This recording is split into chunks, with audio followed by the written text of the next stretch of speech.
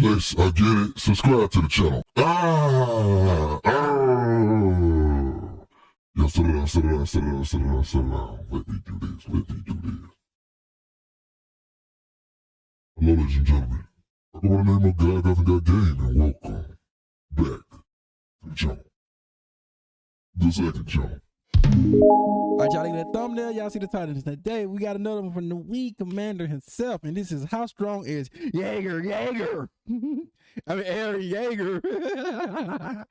Yo, I want to hear what he gonna say, man, because, you know, I'm always into, like, power skills, and then I'm just into these type things, too, because I like when my brain be going. It gets my brain going everywhere, bro. You know what I'm saying? So I just want to hear this, bro. So, how strong is he, really? But you already know. Link is going to be down in the description below. Like, comment, subscribe. Without further ado, man. On my slogan. I am the greatest. I am the worst. I am.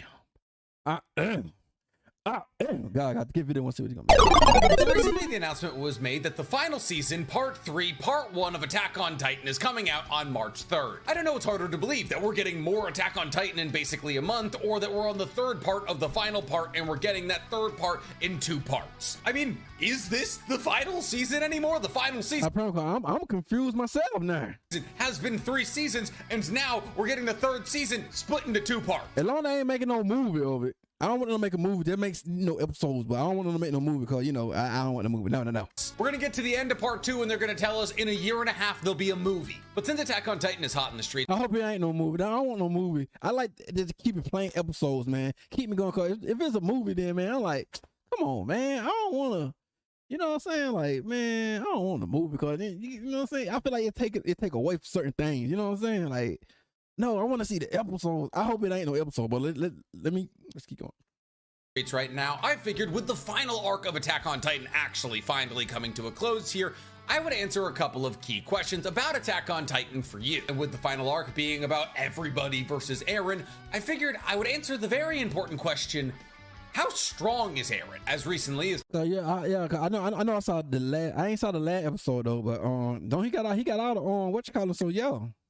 There you go. Listen, let me be quiet and listen. As far as the anime goes, Eren just saw a massive boost in his strength. You see, in the anime, Eren has officially wrestled control of Ymir Fritz, the founding Titan, which means as it currently stands, he's in control of 3.5-ish Titan shifter abilities. He has I ain't gonna hold you because okay, let me wait. The Attack Titan, the Warhammer Titan, kind of the Armored Titan. See, I'm kind of rooting for, like, dang, what old buddy name is? I used to be rooting for Eren. Now I'm rooting for, like, dang, old buddy name, the Armored Titan. I'm rooting for him now. You know what I'm saying? Like that.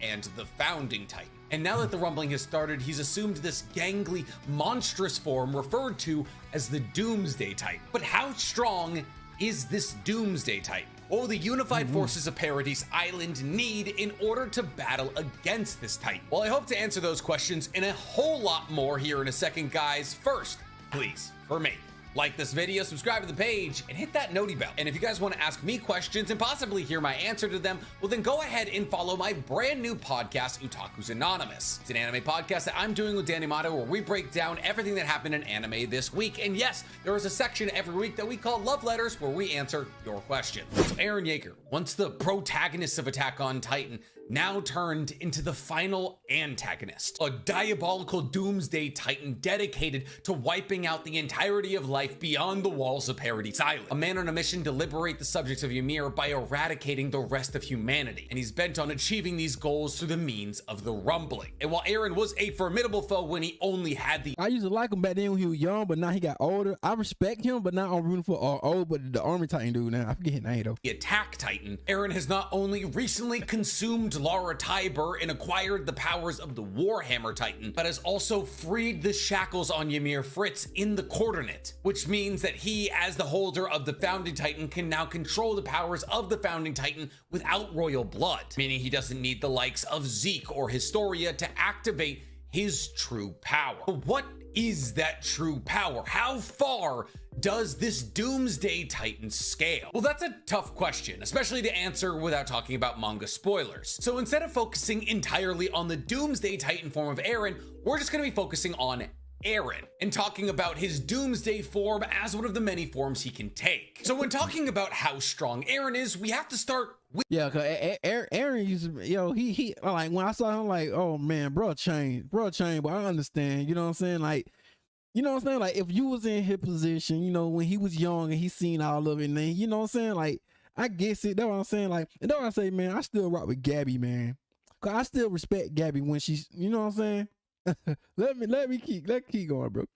With Eren, not the Attack Titan, not the Attack Titan plus Armor Titan, not the Doomsday Titan, not even the Warhammer Titan. Just Eren. See, when Eren was just a regular human, the only significant trait about him was his physical strength, as Eren often had to stand up for Armin against bullies. And therefore, as a child and a teenager, he was much physically stronger than anybody of his relative size. But on top of that, when he joined the Scouts, Eren was not only a genius with ODM gear who managed to overcome broken ODM gear and still balance himself, he also, out of the entire 104th graduate class, ranked the highest in hand-to-hand combat. Now, this is because Eren trained in hand-to-hand combat with Reiner and Annie, who taught him grappling techniques and Muay Thai and kicks and strikes, and he absorbed all of it like a sponge, becoming arguably a very well-rounded MMA fighter, one who, even despite his diminutive size compared to people like Reiner, could use his strengths to overcome them in battle. In fact, in year Reiner, and I forget his name, Reiner, I think, no, that ain't Reiner. 850, before Eren even underwent his first Titan shift,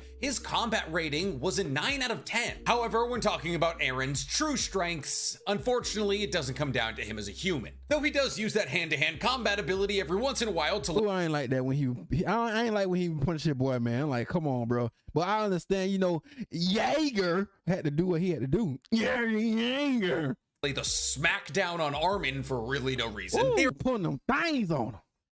But I ain't gonna lie, I felt some type of way when that, bro. I'm like, bro, you on your friend, bro, but you know, get it in blood. Eren's real strength comes from that of the Attack Titan, the Warhammer Titan, the Founding Titan, and once again, a little bit of the Armor Titan. See, the form that we're most familiar with when we're talking about Eren is that of the Attack Titan, which is considered one of the most offensively equipped Titans out of all of the Titan shifters. However, the Attack Titan is also usually considered the most rebellious out of all of the Titan shifters, as outside of being a 15-meter Titan that's absolutely ripped the smithereens and able to lift World War I dreadnoughts, which, by the way, is very much a scalable feat, because if we say that the time that Eren lifted an entire warship at the Port of Paradis, that's probably around 18,000 tons he picked up, which is a lot. But the reason that Attack Titans were usually considered the most rebellious is because of their secret ability. You see, the Attack Titan basically has the ability to alter history, as the current Attack Titan Titan shifter is able to send their memories to the past. Now, this is both a pro and a con of the Attack Titan, because previous generations of the Attack Titan cannot control what memories they get. It's really up to the latest generation of Attack Titans to decide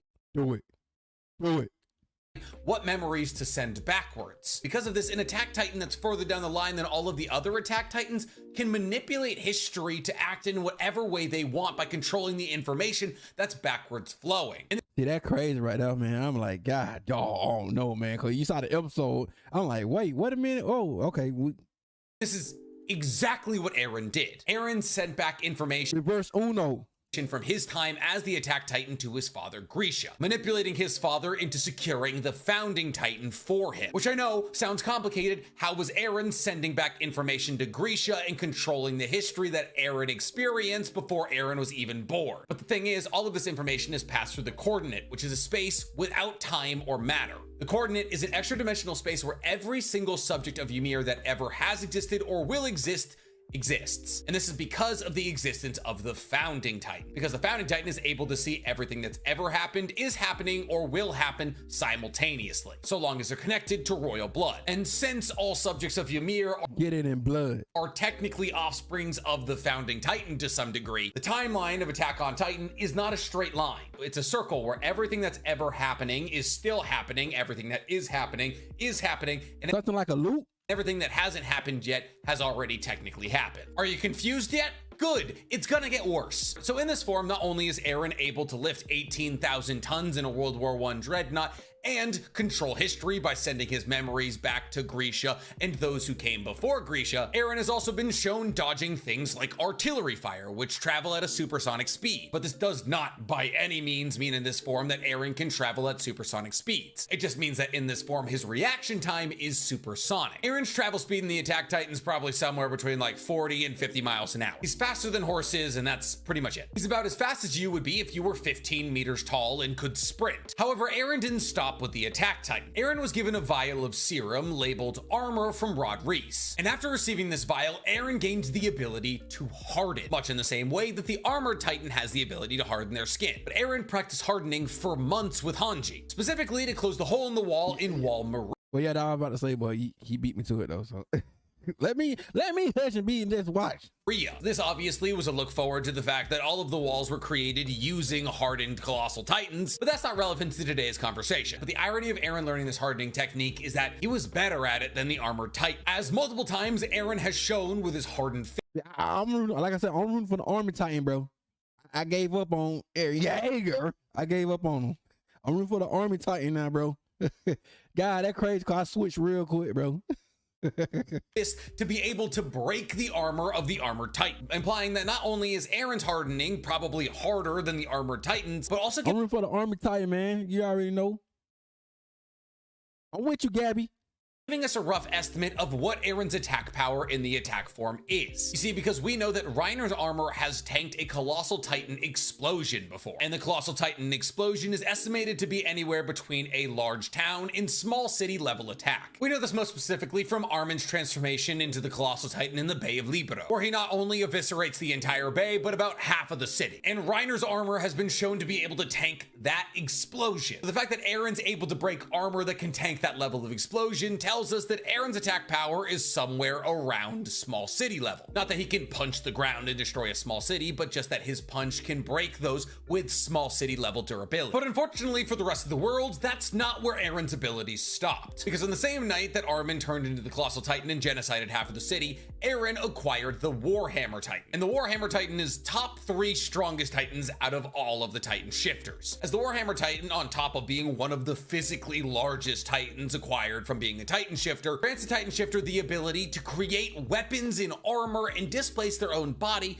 from the Titan that they're using. That is to say that the Warhammer Titan is able to do things like generate massive hardened spikes from the ground, or create a massive warhammer, or a massive axe, or a sword. On top of this, the Warhammer Titan is also able to cover its body in a loose, flexible, but incredibly hard substance like it uses to make its weapons. And almost more important, I mean, I like that army titan too. I ain't gonna hold you. than all of that, the Warhammer Titan user can the Warhammer Titan. I like the Warhammer Titan too, but you gotta it's something. Whatever, they go. Control the Warhammer Titan without being in its nape, as the Warhammer Titan user can simply encase themselves in a hardened seed of sorts, with a cable connecting that seed to the Warhammer Titan that they're controlling. Now, that's a kind of a double-edged sword, because if the nape of the Warhammer Titan gets cut, yes, of course you're fine. But let's say if hypothetically the person that you're fighting finds this seed, you're in trouble. Exactly. That's what I'm saying. Like that war, yeah, that's what I'm saying. Like that, right? It pretty much like it's a win-win or a lose-lose situation, something like that, man. That's what I'm getting from that, though. But yeah, especially if that person is able to use the Jaw Titan like a nutcracker. And while Eren probably doesn't use these abilities as often as he could and or should, we've seen him pretty much master all of the abilities of the Warhammer Titan almost instantaneously, being able to generate massive spikes that impaled both the female and armored Titans to allow him to escape momentarily. And considering the fact that these armored spikes were strong enough to go through the armored Titan,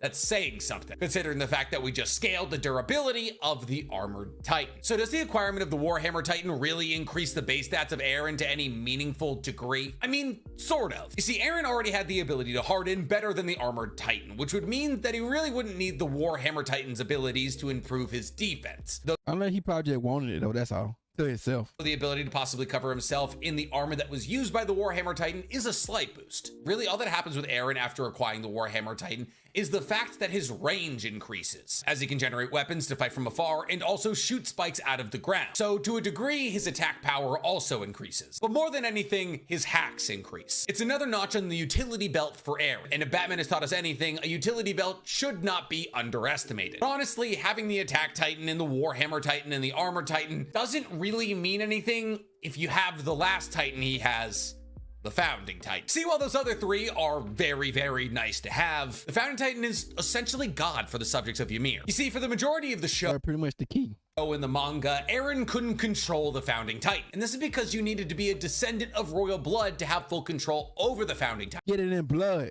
So only people like the Reese family and Historia and the Fritz family could control the Founding Titan. Now, this is because the Founding Titan is Ymir Fritz, who was a slave who, after being injured, crawled under a tree and encountered the centipede-like being that would turn into the Founding Titan. But the thing is, even after acquiring the power of a literal god, Ymir Fritz went back to her owner, the monarch of the Fritz royal family. And after returning to him, her powers were used to spread the influence of the Fritz family as far as it would go. However, after 13 years, Ymir would jump in front of an assassination attempt against the king and die, after which the king would force all of Ymir and his children to eat the entirety of her body, starting the Titan Shifter cycle, where you had to consume the spinal fluid of a Titan Shifter as a pure Titan in order to inherit their Titan shifting ability. And because Ymir lived in fear of the royal family, only royal family members would be able to command her. This is, of course, until Eren breaks her out of this, allowing Ymir, the Founding Titan, and the controller of the coordinate to be controlled by whoever has the Founding Titan.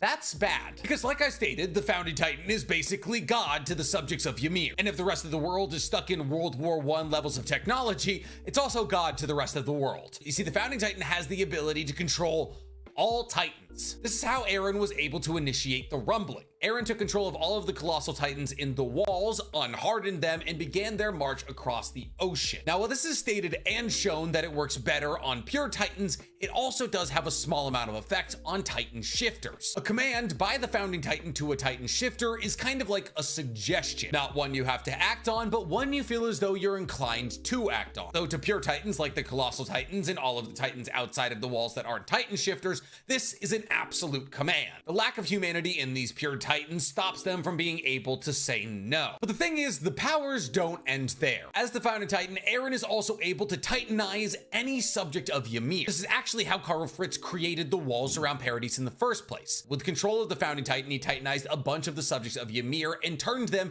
into colossal Titans that he then commanded to harden. But I know what you're saying, well, Nick, when regular people are turned into Titans, they're not colossal Titans. That is a Titan shifter ability only. Except it's not. You see, it was shown to us that Ymir actually creates the Titan form of every subject of Ymir that's ever Titanized, meaning something like Eren's Attack Titan or Koni's mom's Titan were all created by Ymir. She brings the sands of the coordinate together and gives form to a Titan. Now, she can take as much time as she wants to do this because, like I said, in the coordinate, time doesn't exist. And thus, if you have control over Ymir and control over what kinds of Titans she makes, every subject of Ymir Titanized by Karl Fritz could be turned into a colossal Titan. And mind you, all of this would happen instantaneously. There's no, I Titanize you and we have to wait for Ymir to make your Titan form. The second I use my Titan roar to Titanize as many of you as I want, you are all instantly colossal Titans. The best example of this is when Zeke Titanized a lot of the Paradise forces using his spinal fluid, because Zeke with the Beast Titan kind of has an ability similar to that of the Founding Titan, except his technique. I thought the Beast Titan would be like Beast, but he did more like smart and stuff. But I thought he got like hands in him, but that didn't mean it requires one more step. See, if you consume some of Zeke's spinal fluid and then he uses his Titan roar, you will Titanize. However, the Founding Titan doesn't need the spinal fluid bit. If you are just simply a subject of Ymir and Eren uses his Titan roar, you will be a Titan. But since Eren is trying to save the subjects of Ymir and not Titanize more of them because they lose their humanity that way, he doesn't really use his technique as often as he could. On top of this, Eren is able to alter his own physiology, which is how he was able to create his Doomsday Titan. He also, through the fact that every single subject of Ymir is connected to the coordinate, can telepathically communicate with every single subject of Ymir. And this isn't the only thing that Eren can do to subjects of Ymir. He can also manipulate all of their memories, which is what Karl Fritz did when he first created Paradise, erasing the memory of everybody's previous life in the outside world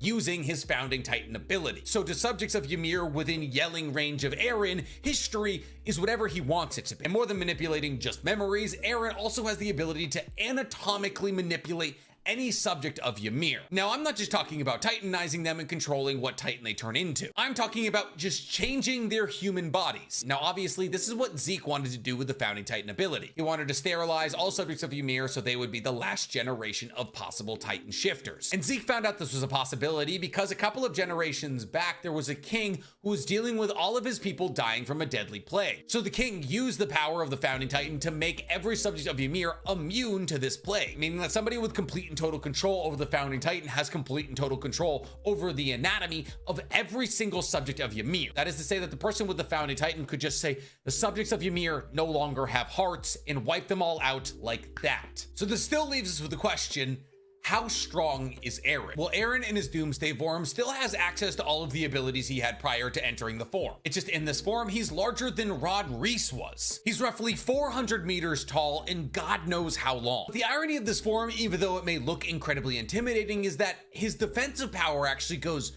way down. See, I'm not going to spoil the manga here, but just know that in this Doomsday Titan form that Eren can't tank some of the shots that he otherwise possibly would have been able to tank if he was just in his attack Titan form. That is, if he were to hypothetically use hardening correctly. So this Titan form, while very, very intimidating, is actually maybe weaker. In fact, in this form, Eren can't even move his arms. In this form, actually, Eren can only really move his hind legs. The creation of the Doomsday Titan really only allows Eren to move in one direction. In that sense, he's very similar to Rod Reese's founding Titan. Ironically, this Doomsday form is based off a hallucigenia, a worm-like animal with no head. So actually, if you're trying to power scale Eren, taking the Doomsday Titan into consideration isn't your best idea, because while it is his final form and it looks incredibly badass, he's kind of weak in this form. Like, yes, it is very inconvenient and hard to kill something that large. The thing's doing the majority of the destruction of the rumbling is the thousands of colossal titans that But he can control them. Eren is controlling, with Eren kind of just working as a satellite tower to control Something like a puppet. Yeah, well, yeah, a satellite there. Something like you say like that. these colossal titans into destroying what he wants to destroy. So final answer, how strong is Eren? With the I want to hear. power of his hardened fist destroying Reiner's armor, which was able to tank an explosion from the colossal titan, we gotta say that his AP is around small city, big town level. Low ball, city block, high ball, small city. And since we know Eren now has the hardening ability of both the Warhammer Titan and the Armored Titan, and his armor is actually stronger than the Armored Titan's armor, I'll put his defensive ability around that of the Armored Titan. In his Attack Titan form, not his Doomsday form. His reaction speed is supersonic, his speed is substantially below supersonic, being able to simply walk, run, or sprint at whatever size he currently is, and thus he's probably his fastest as the Doomsday Titan, but that's just a product of how large he is. His stamina is no joke though, as we've seen him be able to jump out of his Titan and recreate his Titan in a matter of minutes. And we've also been able to see him run in his Titan form for a very substantial amount of time and fight multiple Titan foes at once. It also appears as though the use of the Warhammer Titan abilities doesn't fatigue him very much, so you have to add that to his hacks. So final prognosis, if you're a subject of Ymir, Eren is God. He can manipulate you anatomically from anywhere on Earth. As a subject of Ymir, you are connected to the coordinate, and so is he. He quite literally runs the coordinate. To any subject of Ymir, Eren is technically boundless, except the Shapeshifter Titans. You see, Eren doesn't have complete and total control over Shapeshifter Titans. As one, they already have a Titan form, and therefore Ymir can't make them another Titan form, and two, they have a level of resistance to his commands. This includes both memory and anatomical manipulation. Now, if you're a regular human, Eren is nothing a nuke can't wipe out. In fact, some non-nuclear warheads that we have nowadays would probably do the trick. But to a world stuck with World War I technology, he's the end of the world. So yeah, that's how strong Eren is. Do you guys agree with my prognosis? Do you feel as though I missed anything? Tell me in the comments below. And while you're down there, please, for me, like this video, subscribe to the page, and hit that noti bell. Listen, all I'm saying is do part 1 and do part 2. Finish the manga story, but then do a tie-in movie that gives us an anime-only ending, because if the manga and the anime were canon to each other, and there's a lot of hints that this might be a possibility, that would be one of the sickest things. There you have it, ladies and gentlemen. Yeah, man, I enjoy listening to these type things, get the brain going. It really get my brain going, bro. So yeah, I already know, man. I enjoyed it. Link's gonna be down in the description below. Like.